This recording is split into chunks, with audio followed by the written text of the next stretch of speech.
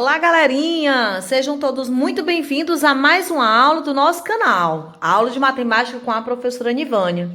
Estamos aqui hoje dando continuidade aos nossos estudos sobre construção dos gráficos de funções.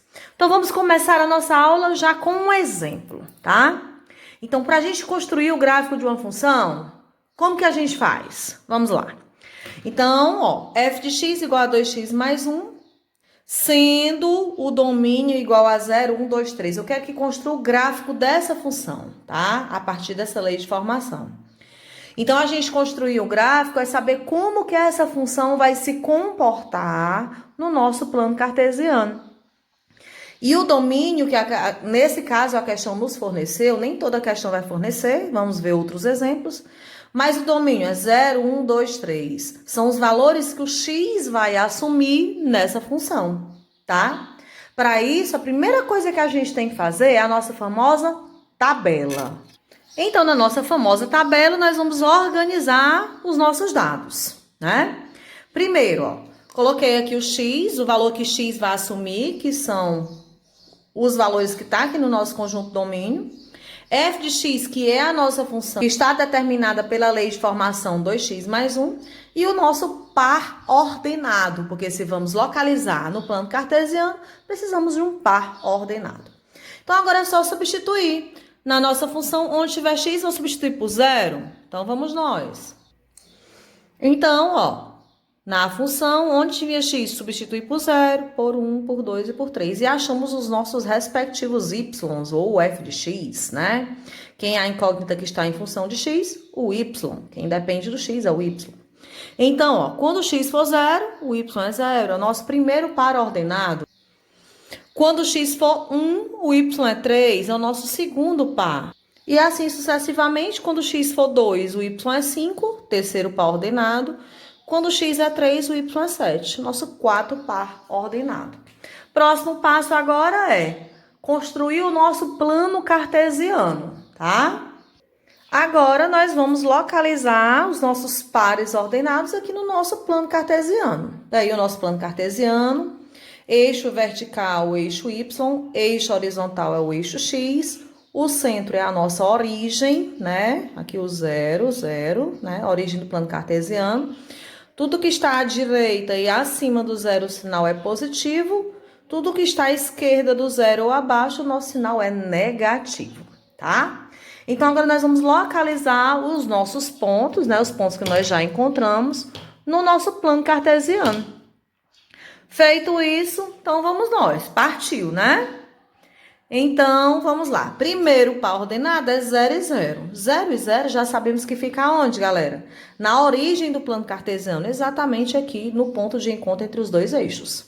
Pronto, marquei o nosso primeiro ponto. Segundo ponto é 1 e 3. Quando o x é 1, vai se encontrar com o 3 do y. Vamos marcar o nosso segundo ponto. Quando o x é 1, o y é 3. Aqui, ó, 1 e 3. Terceiro ponto, 2 e 5. Quando o x é 2, se encontrou com o y5, aqui está. E o quarto ponto, 3 e 7. Quando o x foi 3, se encontrou com o y7. Aqui está o nosso pontinho. E agora, o que a gente vai fazer? Nós vamos interligar esses pontos. Temos aqui, nossos pontos foram interligados, tá? Fiz a mão livre, vocês fazendo aí tudo medidozinho com a régua, fica tudo perfeitinho, ok? Então, assim, nesse caso, o que a gente pode concluir? Que nesse caso, a nossa função, ela está sendo definida por uma reta. Aí você pode perguntar, professora, mas sempre vai ser uma reta? Não, cada função, cada tipo de função, que nós vamos estudar posteriormente, né? Tem um gráfico definido por um tipo de representação diferente. Pode ser uma reta, pode ser uma parábola, pode ser uma curva, pode ser, enfim, infinitos tipos, tá? Mas isso aí depende da lei de formação da função. Como a lei de formação da nossa função, ó, f de x igual a 2x mais 1, estava sendo definida por uma equação do primeiro grau, a gente já pode concluir que o nosso gráfico da nossa função vai ser uma reta, tá? E a gente já pode adiantar algo mais, tá? Já pode adiantar que a nossa reta ela é crescente, ou seja, ela está sempre crescendo. Ó. Conforme o x está aumentando, o nosso y está aumentando também. Na nossa tabela, a gente também pode observar isso. Ó. O x foi aumentando, 0, 1, 2, 3. O y, o que foi que aconteceu com ele? Ó? 0, 3, 5, 7, também foi aumentando. Ao passo que o x aumentou, o x também aumentou. Então, a gente já pode adiantar aqui essa informação, que a nossa função ela é crescente, tá? Então, vamos para o nosso próximo exemplo. Pronto, agora temos aqui a nossa segundo exemplo. É uma função de reais em reais, tá? Então, a gente já pode ver, né, de acordo com o que nós já estudamos, que o real é o domínio e o contradomínio também é real. Então, é de reais em reais, domínio contra domínio. Beleza. Dada por f de x igual a x ao quadrado menos 2x mais 1. Observem, diferente do nosso exemplo anterior, lá ele nos deu o conjunto domínio, especificamente, aqui ele generalizou. Ele disse que o nosso conjunto domínio era o conjunto dos reais. Você dizia agora, Nivânia, quem é que vai ser o nosso conjunto domínio? Qualquer número pertencente ao conjunto dos reais, tá? Então, vai ficar a teu critério. Você pode escolher qualquer valor para x para você encontrar o teu f de x ou y, tá? Conforme preferir chamar. Então, o primeiro passo, se eu peço o gráfico de uma função, é o quê? Construir a famosa tabela, né? Onde nós temos o x, aqui a nossa função, onde nós vamos desenvolver, substituir onde tiver x pelo valor atribuído e encontrar o nosso par ordenado. Aí você vai dizer, sim, eu qual o valor que eu vou substituir por x? Qualquer um, fica a teu critério. Como a gente não é bobo nem é nada, né? Todo mundo aqui é muito esperto, muito sabido, mas a gente vai colocar valorzinhos baixos, né? Digamos que eu tenha escolhido esses seguintes valores para x, menos 1, 0, 1, 2 e 3, tá? De onde surgiu? Da minha cabeça, né, galera? Pode ser qualquer um, tá? Coloquei, ó, números negativos, o 0, positivo, para eu saber o comportamento do gráfico dos dois lados, ok? Agora, o próximo passo é substituir. Onde tiver x, nós vamos substituir pelos números que a gente escolheu e encontrar o valor de y.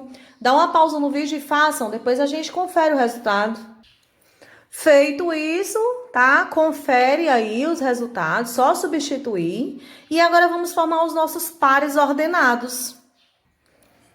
Menos 1 e 4, 0 e 1, tá aqui ele. 1 e 0, o outro par ordenado. 2 e 1, aqui está. 3 e 4, aqui está. Próximo passo é o nosso plano cartesiano.